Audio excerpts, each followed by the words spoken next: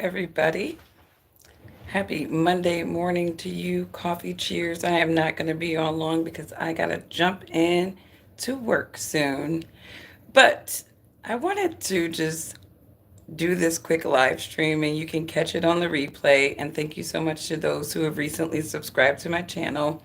I think people come to this channel, they see a black woman, and automatically they want to believe that I'm either a Democrat, or if I'm talking too conservatively, they accuse me of being a Trump supporter and all of that crazy stuff. And really, I am somebody, and I've said this before, I am staunchly independent.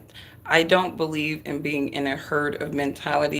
I don't think that being in a herd of mentality helps you to really look at life and things objectively.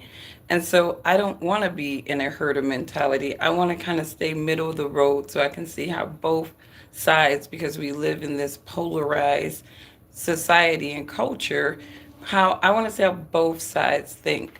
So I get accused of being a racist in my live stream because obviously I talk about sensitive social topics, but I talk about them with pragmatism. I do use a little candor because some of this stuff is just really funny to me, and I'm very cynical about a number of intentions behind a lot of the stuff that we see sort of festering in the social culture of America. And I think a lot of people are so lemmings to an ideology that they don't know how to really step back and look at things from a broad lens. And so that is what I seek to do on my channel, is look at things from a broad lens. And I look at things from both sides of the aisle because I think it's necessary to kind of weave out some of the nonsensical points on all levels. So last night I talked about Democratic black women fleeing, white men in lieu of Trump's victory. And I was sharing a blog from this guy who was contrasting the position of these Democratic black women before and after, right? So he calls them divestors. And so a lot of people looked at my position. They're like, why do we have to keep talking about race? And, when they hear black people talking about racism and even some idea of separatism of the races, automatically they believe that you are a racist. And that is just because they've been conditioned to speak of racism in the lens of supremacy, or even race from the lens of supremacy.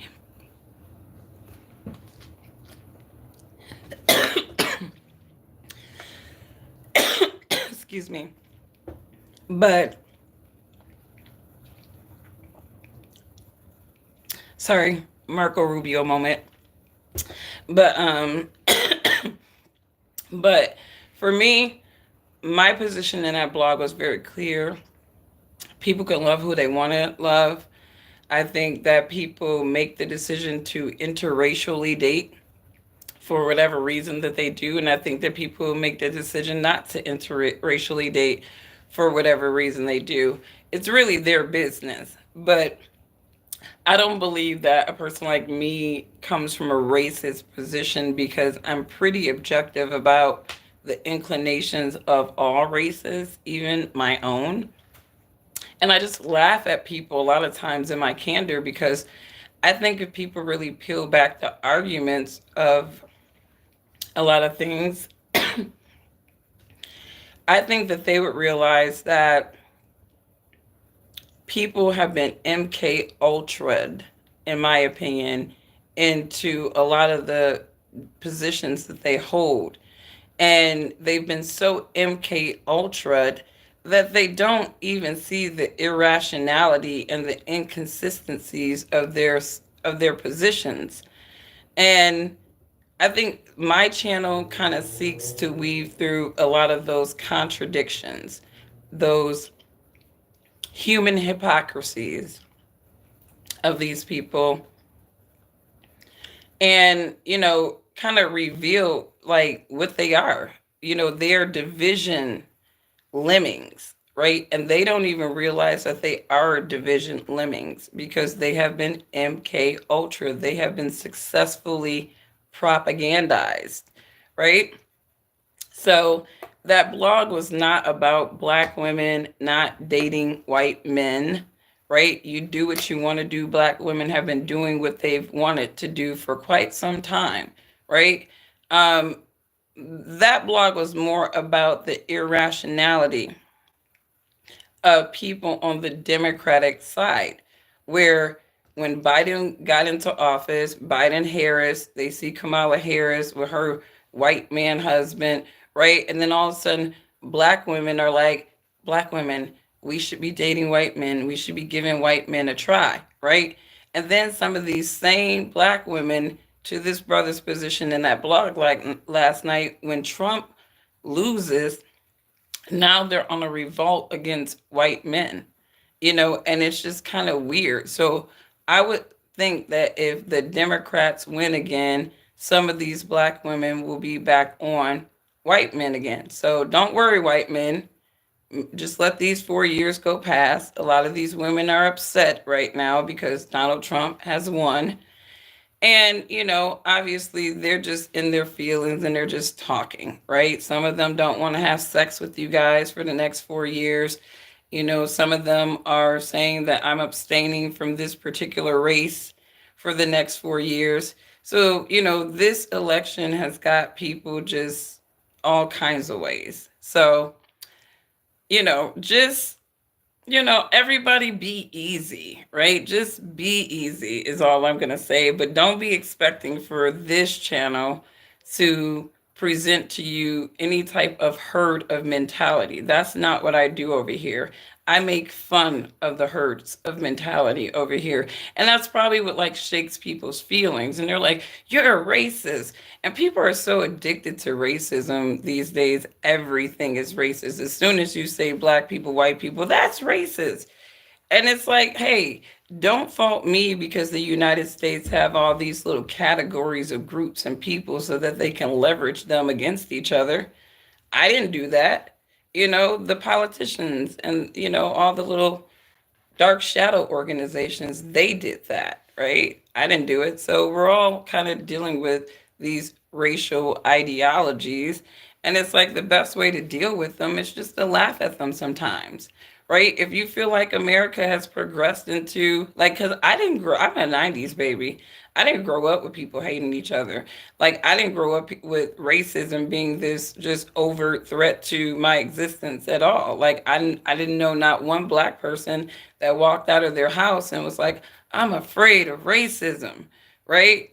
That's not really how it works. In my 90s baby experience, people were getting along. And then all of a sudden, Trump ran for president. Well, I feel like Obama started it, right? Because it was always, they had to use his race to kind of set the case for why black folks should vote for him, why America, it was time, America, we need to get over our racism. Like after Obama, America was supposed to have gotten rid of all of its racism, but then it just seems like racism got much worse after Obama.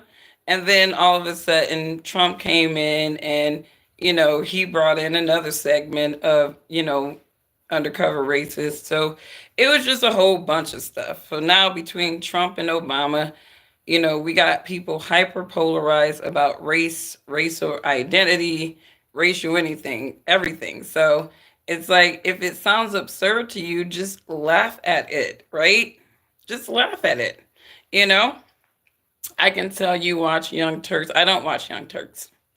I watch myself. I watch the world. Watch society and people and what they're saying and how they play out. And that's where I get my conclusions. See, these media commentators, they don't do it for me, right? They're not regular people. So you can't tell much of anything because that's incorrect. So, anyways, trust your own instinct, right? Why, like, stop looking at these commentators because a lot of people are expecting for them to tell them what to think. And it's like, I'm not over here trying to tell you what to think. You know, I would love to show you how to think like, hey, why don't you look at the patterns of things? Why don't you kind of do some long term observing? Go back to the scientific method, right? Remember the scientific method, guys? If you live life every day operating with the scientific method, you won't be a lemming. And that's all I tell people to do. Listen and read to comprehend. Don't listen and read to react, which most people do because they're lemmings. So stop being a lemming is what I tell people. But if you just want to be a lemming and have other people think for you, then all right. I can't tell you what to do, right? But anyways, you guys, the same language about individualism is how the Constitution was able to free the slaves. I get a lot of flack, but I live by the code of individualism. Okay, I live by the code of individualism, and I think that if a lot of people understood objectivism and individualism, but understanding that, you can still help other people with those mindsets, and you can be of encouragement and uplift other people, even still having an individual objective, meaning that, position, meaning that, if the herd is saying that the sky is red, right? And I perceive the sky as being sort of a grayish blue color, just because all of these people say it, how firm am I individual conviction to go against the grain and just be that outlier? A lot of people are afraid of being the outlier, and that's why they're just addicted to a herd mentality that a lot of times leaves them in contradiction and have them flip-flopping on their positions. So anyways, you guys have a wonderful, wonderful day. I am not racist. I think I take an approach to social arguments very pragmatically. I'm not in it to inflame folks. A lot of people come into content with their feelings on their shoulders, so that's not really anything I can really account for. That's more of their business, not mine. And all I can say is just go grab one of them therapists, right? Because, they're the ones that will help you deal with that. Not my chat, not my channel. But, anyways, good morning, Ghetto Planet. I see you. What's up, Info Warrior? I'm about to get in. I got 5 minutes before I got to plug into work. So, you guys have a wonderful, wonderful day. And I will catch you on the next one. And, just try to be easy for the rest of the year, you guys. Just be easy for the rest of the year. Stop, get out of your feeling. The election's over. It is what it is. Understand that there's nothing new under the sun.